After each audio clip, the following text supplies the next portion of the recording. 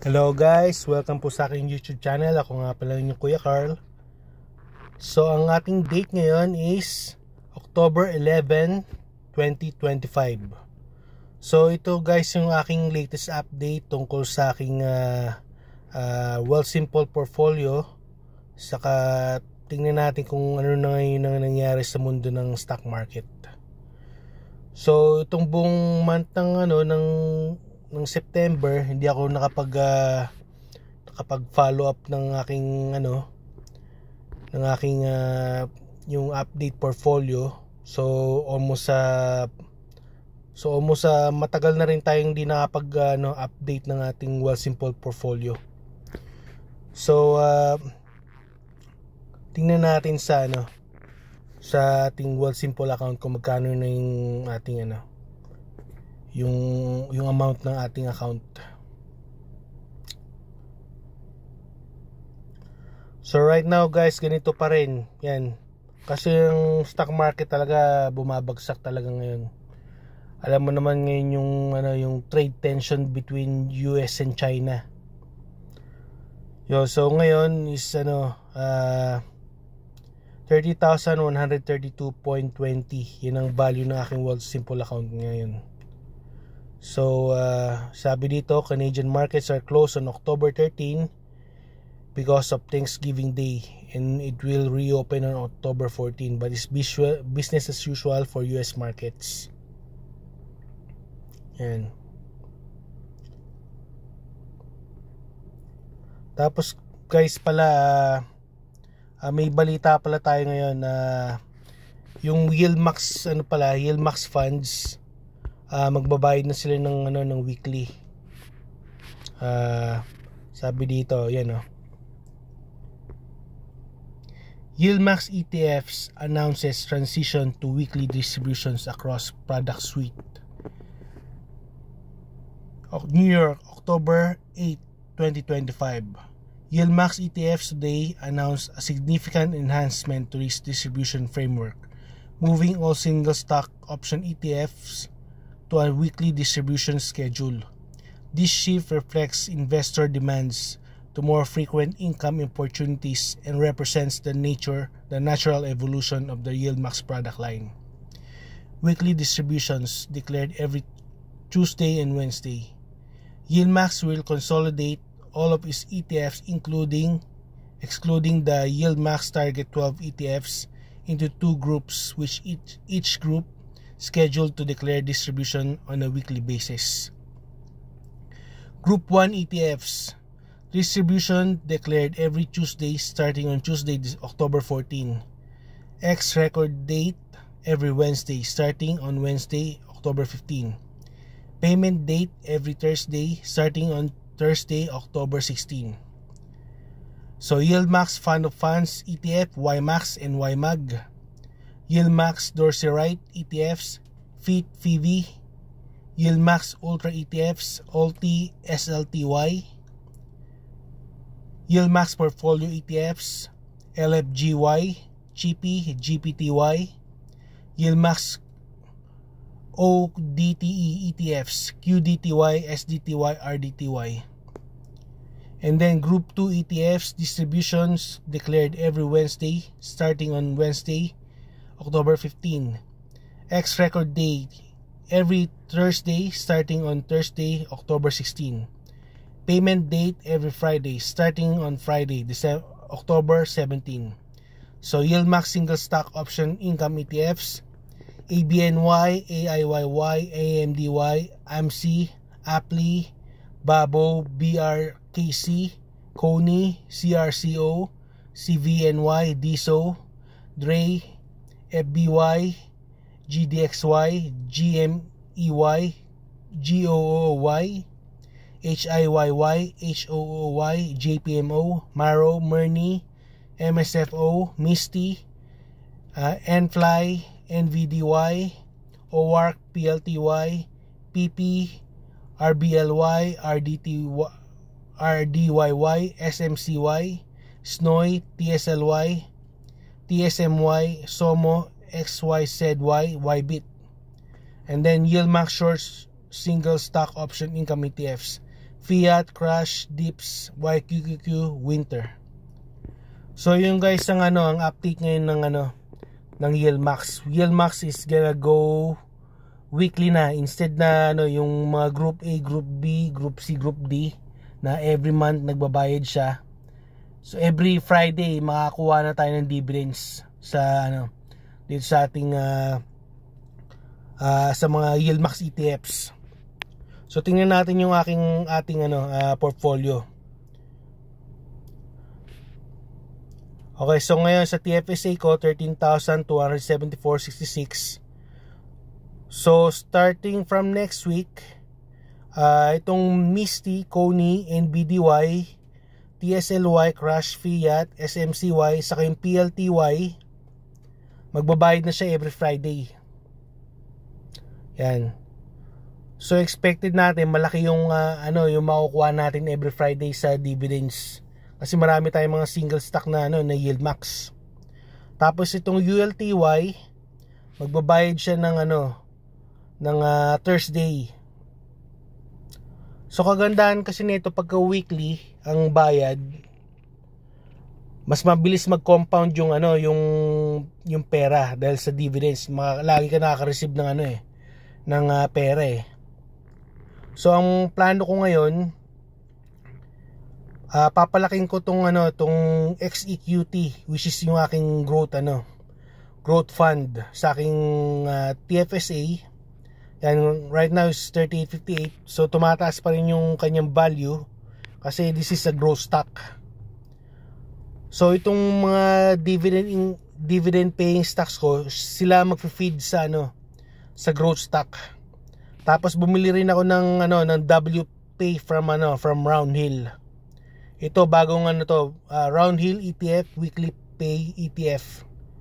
So right now bumili ako ng worth $20 lang. Kumbaga parang parang starting point ko to sa WPay. Itong WPay nagbabayad siya every Wednesday. So ngayon nag-open ako ng position dito. So nag-ano ako ng $20. So medyo bumaba yung kanyang value, pero as every week maglalagay ako ng pera dito sa WPay sa XEQT. So ang nito is itong mga single stock ko, silang magpopondo dito sa para lumaki yung yung XEQT sa WPay. Tapos ganun din sa sa RSP rin. RSP, ganung strategy din gagawin ko. Yan, naka-receive na ako ng mga dividends yan. So lahat ng mga single stock ko, yan, ilalagay ko ngayon sa sa VTI. Tapos bumili ako ng SPYI from NEOS S&P 500 ETF. Kumbaga ito yung magiging parang starting point ko para para lumago tong income ETF na to, kasi marami na akong pumapasok na dividends sa mga single stock ETF. So itong SPYI, kumbaga growth in income din to. And pa siya, S&P 500. So ito yung way para ma-stabilize yung ating account, hindi yung bigla na lang siyang babagsak ng todo. Kumbaga ito yung yung mga dividend paying funds, ito ang tutulong para magbayad dito sa para mag-grow tong SPYI sa yung VTI.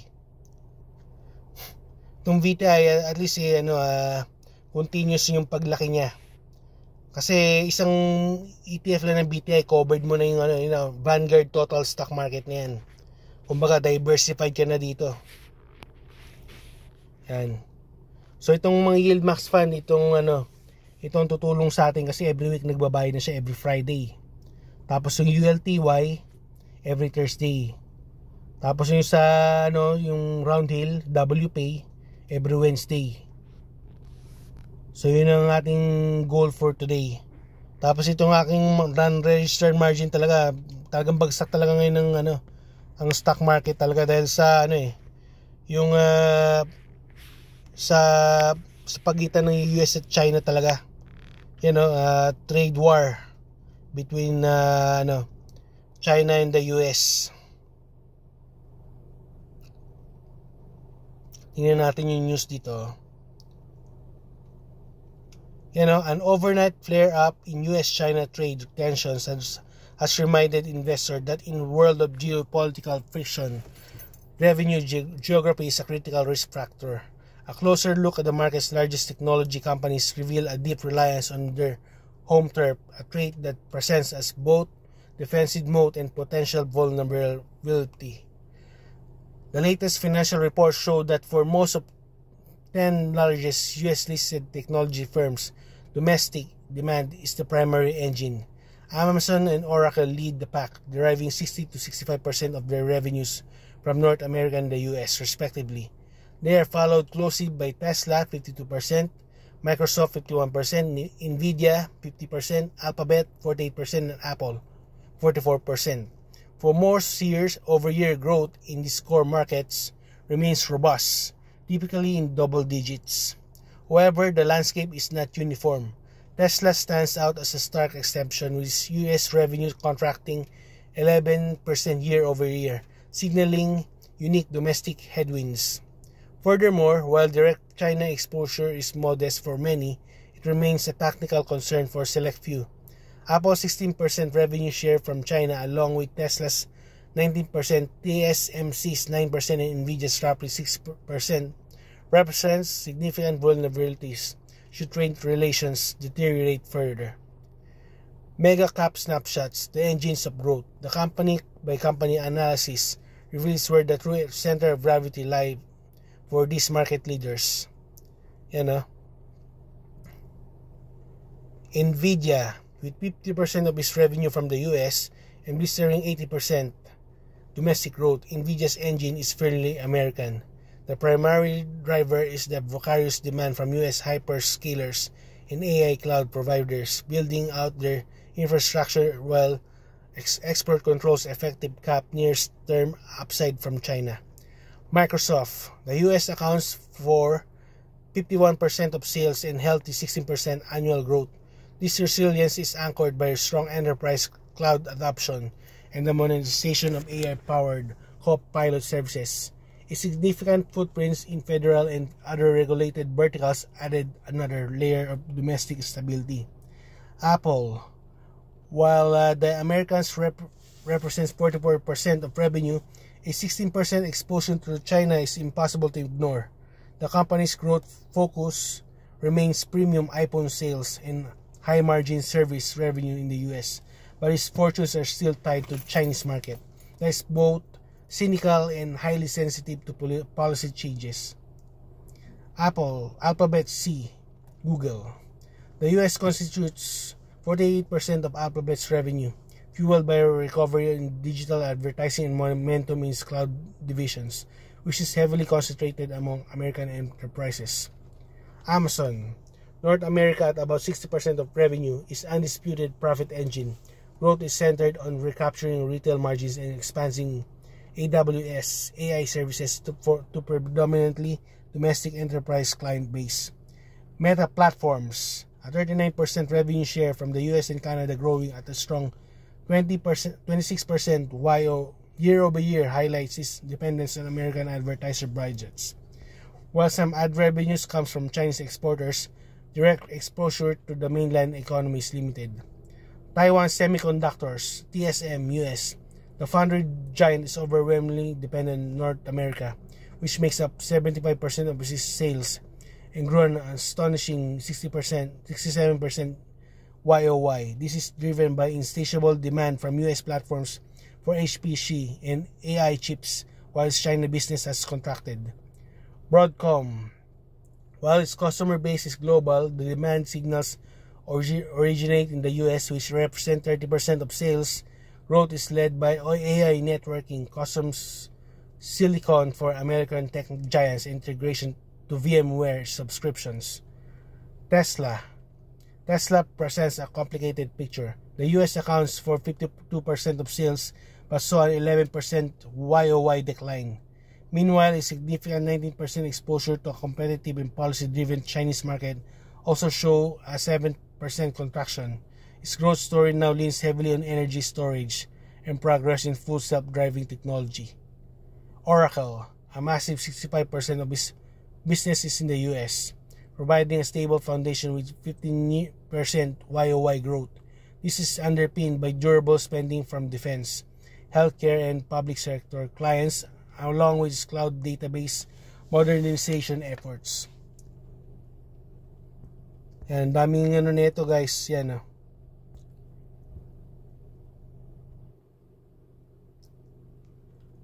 So yun lang guys ang ang update ko siguro for today. And I hope na I'll see you again on my next video. And just wanna let you know guys na I'm not a financial advisor. I'm just your amateur investor. So anything that I say here is only for entertainment and informational purposes only lang. And you guys need to do your diligent research when it comes to investing in stocks and cryptocurrencies. And I'm not responsible for an investment guys. So until then guys, and take care, God bless, and I'll see you on my next portfolio update again, and have a good day. Bye.